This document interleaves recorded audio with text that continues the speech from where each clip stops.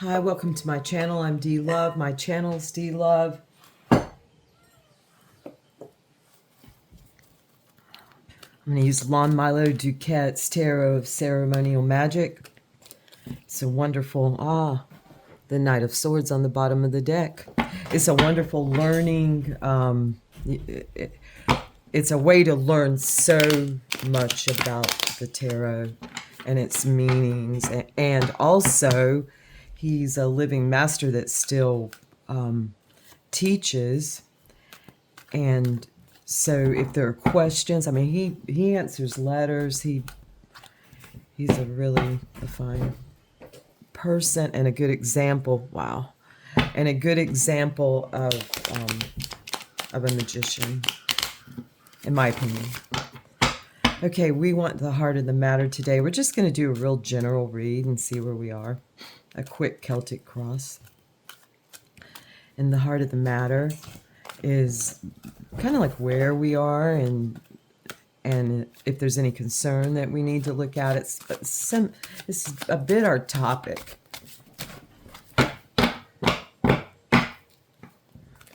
Either let me see stop or pop. Stop or pop.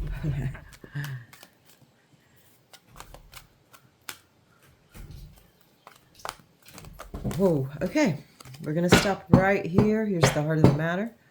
Stopped and popped. Is the moon. It's the things that we intuit, we know is there within the deepest reservoirs. And I got a crazy cat. We know there are things there, yet we may not be able to see them, only shadows. And this is a card that tells us, look, see, feel, smell, hear, in all of our senses. We have the keys, we have what's needed.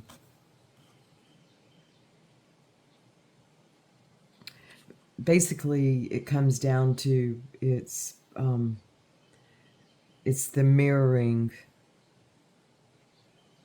It's the mirroring that's part of our beings. What's this energy crossed by? Another moon is crossed by great strength, Luna in Sagittarius, the moon in Sagittarius, and it's the Nine of Wands, often known as the Wounded Warrior. That card really sticks with me because I've known many of those. And this shows the gentle yet fire in our will and what we go through to attain it sometimes. So that's our crossing energy, for good or ill. What's the crowning glory of this read, or our utmost thoughts, our ideal to some degree? And it's happiness. I always love sun cards that kind of show think about the Five of Wands. Think about it. About the Five of Wands, about happiness, what makes some people happy. I mean, it makes some people happy to bite people. So I don't know why I started to say to beat the what out of people, but it does. Look at these twins. Okay, it's amazing the things, to me, it's amazing what makes some people happy and yet what tears down others. I mean, there's cruelty involved in it sometimes, and it takes great strength to live in our society. The great big game of anything goes is how I like to think of it. Our grounding energy is the beautiful Princess of Discs of Earth. In Lon Milo Duquette's, I'm going to pull my light down a little. In Lon Milo Duquette's book and his deck, he speaks, I've learned of, this is the throne of the Ace of Discs, and it rules the quadrant above the North Pole. So they're directional, and they're areas, it's like they're more areas. They're actual literal thrones of all, in her case, all manifestations, possible manifestations. Think things like chair. The thought of someone being weary and just wanting to sit on something. Not them. I mean, we can do a chair pose. We can do that, but sometimes that actual prop. And so that was put out there, and it manifested down from the Sephiroth. And she's the throne of that. This is the beginning. It's that putting forth that chair idea. Throne. Okay. Let's see. Where are we flowing into this moon? Like understanding that we faintly see sometimes. And that is from the Queen of Cups, embracing all of our emotions, understanding those waters and what we fill our cup and thus ourself with, ourself thus our cup.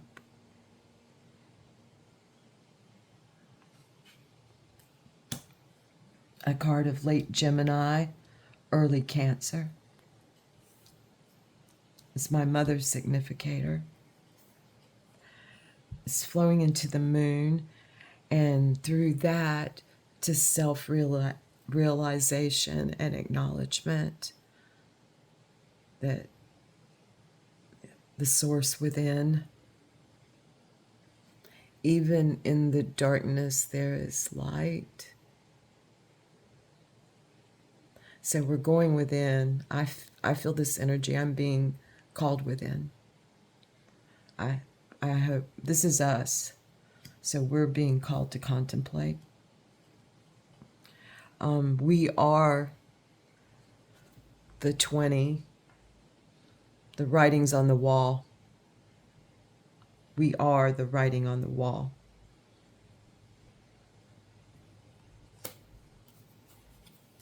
The new aeon, just the aeon.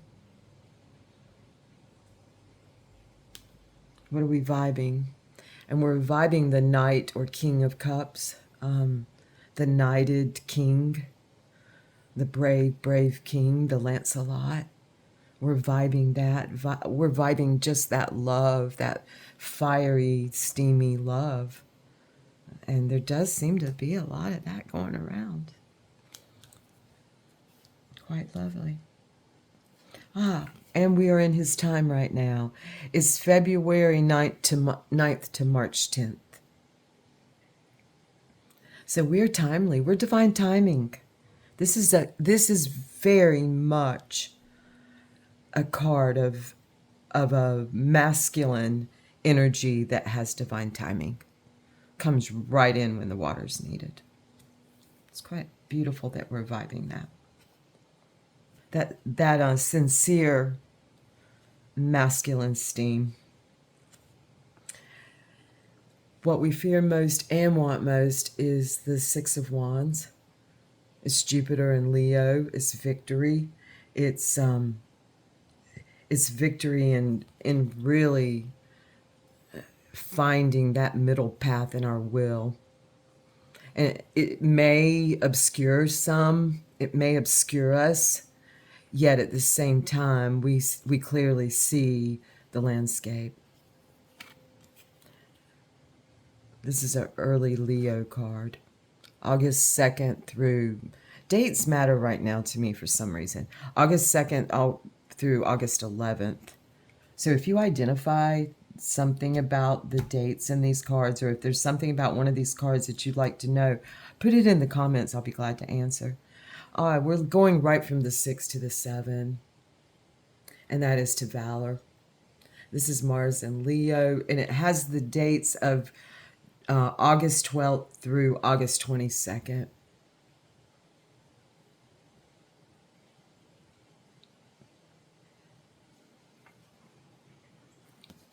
That is standing on our center and standing and forming union so that this victory is upheld.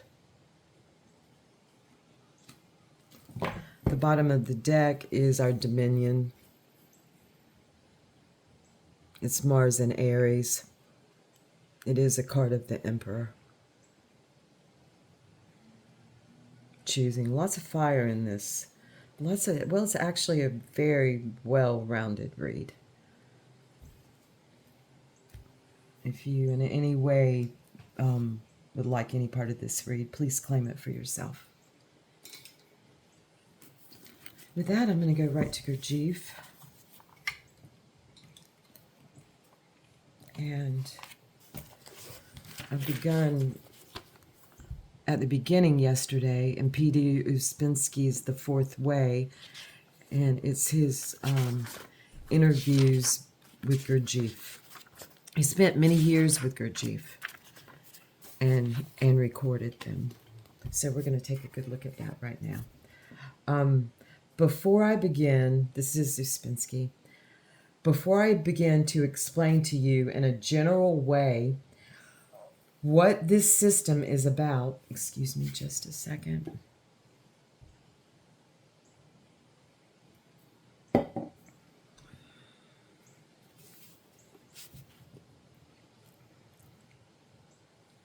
What this system is about, and to talk about our methods, I want particularly to impress on your minds that the most important ideas and principles of the system do not belong to me. This is chiefly what makes them valuable, because if they belonged to me, they would be like all other theories invented by ordinary minds.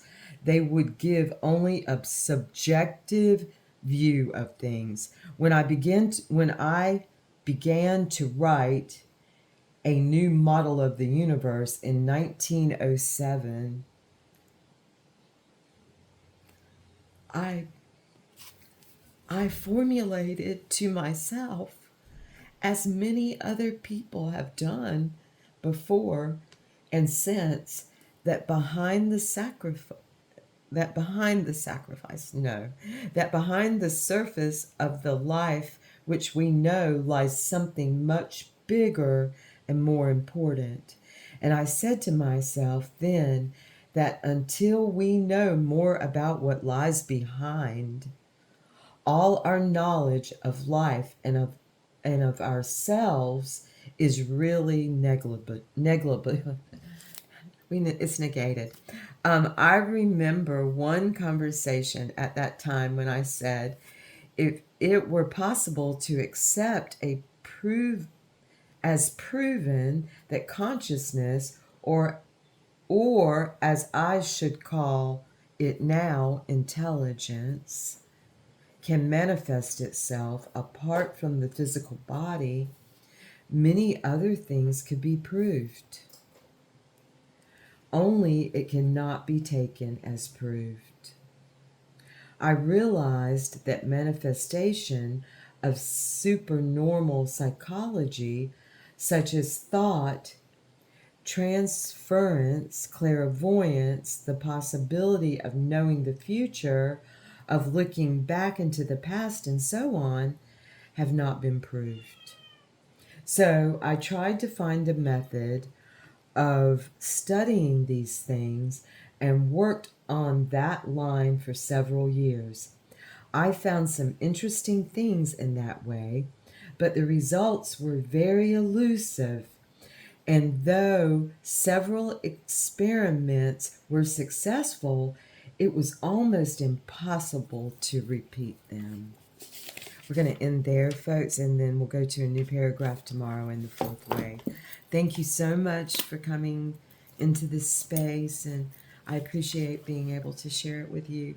And I plan on being here tomorrow. Thank you so much. Bye-bye.